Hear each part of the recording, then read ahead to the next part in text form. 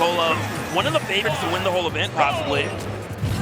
But going up against, a couple vets, GrlyTeenQueen, not as familiar with them, but when it comes to Pelca, definitely it's been around for a minute. So gonna see who is able to bring this home. I think this is an actually very interesting matchup in rather team composition. The Bayonetta and the Snake, I think they can work extremely well when they know how to complement each other, and this seems to be the case. I mean, they were ready to catch that up tilt angle in order to get something started, something extended. Their damage is just piling up, and careful here because the high recovery will allow this Snake to just hold down in the air while the Bayonetta waits for her turn in order to get some damage out of her own. Yeah, I mean, right now, gotta say that Yellow Team's looking great. They're trailing by a bit, but Snake is really, really heavy, and I think they're playing so well together. But, Miya does find an opening and really just starts to kind of open Yellow Team up. It felt like Yellow Team was in a good position, and Miya said, no, none of that, none of that. But that up tilt, not able to take it, but you can't eat another one of those. Snake hits really, really hard. You can see Pelca scheming right now, just walking up, looking for a grab. Yeah, you know that these competitors are always fishing for those kill confirms. Careful here, both of them getting absolutely wrecked on their first stock, while the Japan team, the blue team, are looking still, well, very damaged, but still quite well in their control. Of course, the amount of rage that they have built up will allow them to get something started, but of course, landing on Snake's up tilt will grant a stock for the Super Soldier. Yeah. And if I'm not mistaken, it looked as if Miya actually started to bucket some of that grenade. Get one more of those, and you're going to be in a world of hurt when that bucket is unleashed. All right, does drop the forward air right there. Great grab coming in from Miya, and well-timed as well with the throw, using the intangibility to kind of stop GrlyTeenQueen from interrupting it. Careful here, we know that Miya is extremely good when it comes to covering the ledge, but the prominent revolt to get rid of both opponents at the same time. Absolutely well executed stock there, executed move in order to get two stocks. That was absolutely pivotal for that Japan team. They're looking great right now, while Yellow team struggling quite a lot to get something started against the oil panic, just to make sure that Tay gets sent once again off stage. Definitely. I mean, acola, we talked about the speed, but this Pyramid right now, when acola 143 still has all three stocks, playing this so well. Really just kind of being an opportunist, if you will. If there's a great opening, goes for it, and if not, backs up and stays safe. Oh, careful here. Oh, that's just going to end up in your against you. The forward smash actually destroying Miya there. Careful, because they're extremely hurt. Yellow team can lose that stock just like that, and almost synchronized. It is Yellow team who's struggling to get something done here by the absolute pressure that both of these Japanese competitors can exert on any single team that they face down this double road. It was looking great. It did really feel, though, that acola was the dictator of that match. Acola did not drop a stock the entire game. Right. So, when you're the Yellow team, it's really hard to combat that. Not only are you losing stocks, but you can't even get rid of one of the players, and it's just really kind of pulls you back a bit, if you will. It's a little difficult mentally to kind of deal with that. To say, all right, let's go back to the drawing board. Let's make up a game plan. Let's attack this, when your first obstacle, your barrier of entry, is taking a single stock from one of the players on the opposing team. And I mean, we know that Pelca with her Snake, it can deal so much damage, especially against the Aegis, I guess, with a Nikita off stage. But the real issue here is that we're in double, so you really have no breathing room in order to control Nikita to the best of your ability. And that's, I think, in detriment to what they can achieve in their individual strengths, at least in this matchup. In particular, Pelca quickly getting that C4 stuck to GrlyTeenQueen. But I mean, what are you trying to achieve? Trying to get the C4 stuck into someone else? But right now, it's a little too early. I think actually, I haven't seen it before, but it makes sense in theory. Maybe you stick your teammate, Bayonetta carries him to the top, and you blow it up. Makes sense. Then, I see. Yeah. Because especially Bayonetta gets that last hit, throughout the combo, it's going to switch people. One up there, all of a sudden that opponent's dying really early. But The sticky doesn't matter if your teammate is just kind of getting rocked, and right now your teammate is.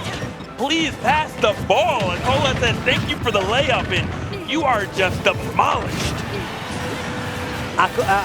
Miya, I'm sorry, Acola was ready, and you have to be at this point. That's the whole shtick of what this team can achieve, right? The amount of setups, the amount of team combinations is just absurd, and just like that, they show it. Taking 2 stocks extremely early from both of yellow team, putting them in an extremely dire situation. Not only the jab, but also the sword, just making sure that everyone gets slashed by that blade. Hit him with the Oprah. Everybody gets one.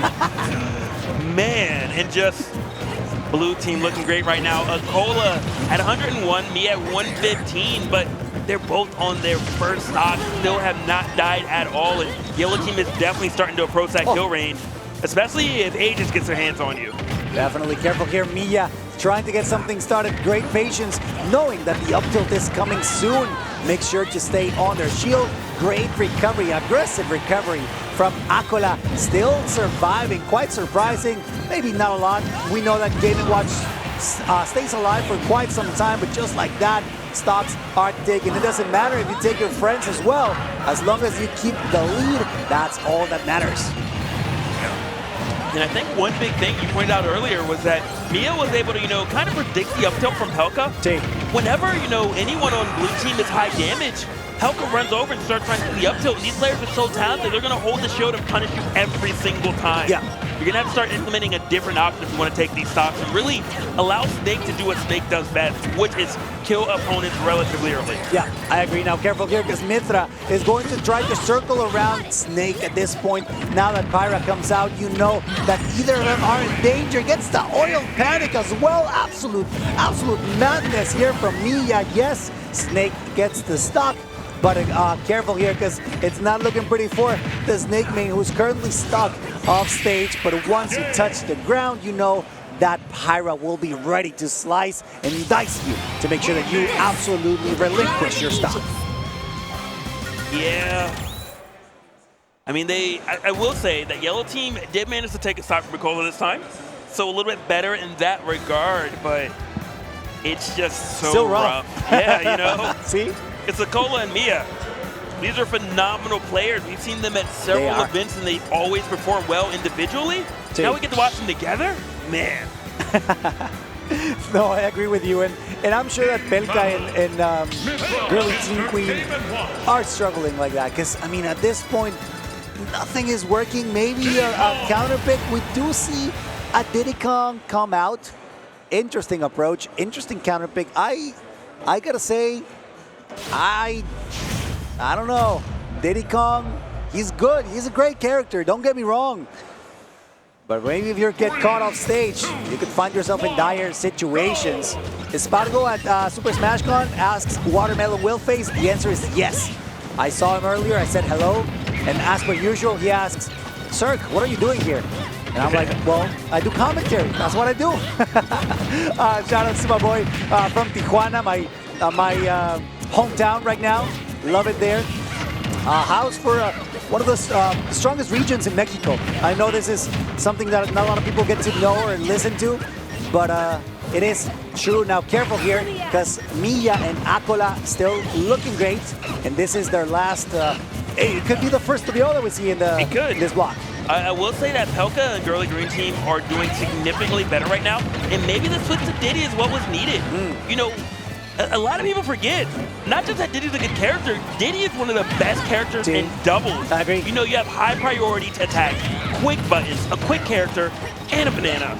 So just a lot of tools that really disrupt doubles and allow Diddy to fend for themselves and capitalize on their teammates' openings. I'm just mildly concerned about Diddy Kong's recovery. Trying to deal with those barrels off stage. I mean, Miya will have the tools to deal with it, right? But so far on stage, that Diddy Kong looks great. Unfortunately, he lands on the spinning edge of of Pyra there. It was and just a bad like that, habit. yeah. You know, one of those things, sometimes you're just so routinely accustomed to Yeah. doing your side special, be reversing it with Peanut Gun. You didn't need to there. And it felt like, you know, Yellow Team was in such a good position. They can still bring this back, absolutely. But they were going toe-to-toe. They actually had a lead prior to both of those stocks dropping. Definitely, and that is going to be the tide shifter at this point. Just like that, things are looking okay for Yellow Team. They're still hurt, and they're going to struggle probably to land, especially considering how they both like to be airborne. But to be fair, acola and Miya also wanted to be airborne because that's where they find their the most amount of pressure that they can exert on yourself. So, I don't know, it's a bit of a double-edged sword here in order to stay in the air. It is for sure, but speaking of that double-edged sword, it's starting to look like just a one-bladed sword, and unfortunately, it's only working for the blue team right now. Yeah. You know, as those stocks are starting to drop, as it feels as if acola and, you know, Miya are really starting to kind of understand how the Yellow Team wants to work with Bayo and Diddy now instead of the Snake, and things are just going to the wayside very, very quickly. I think we kind of know how this is going to occur at this point. It's a 2v1. It's a Bayonetta going against two of the greatest players on the planet right now. And their doubles performance is not leaving anything left a chance either. Oh, now watch out because Miya is getting ready. Miya wants to find a good opportunity, gets the blazing end there to get a little bit of extra damage. No spike, it is the up B, and that is game. The fastest set that we've got to enjoy in this commentary vlog. Guys, it was I gotta admit, it was a refreshing change of pace. A little bit, you know, our hearts can only take so much, right? These matches, these sets have gone back to back, and it's absolutely ridiculous the way that these competitors are displaying their skill at every single moment. Is just insane, and that's exactly what you have to expect from an event such as Super Smash Con 2023. Absolutely.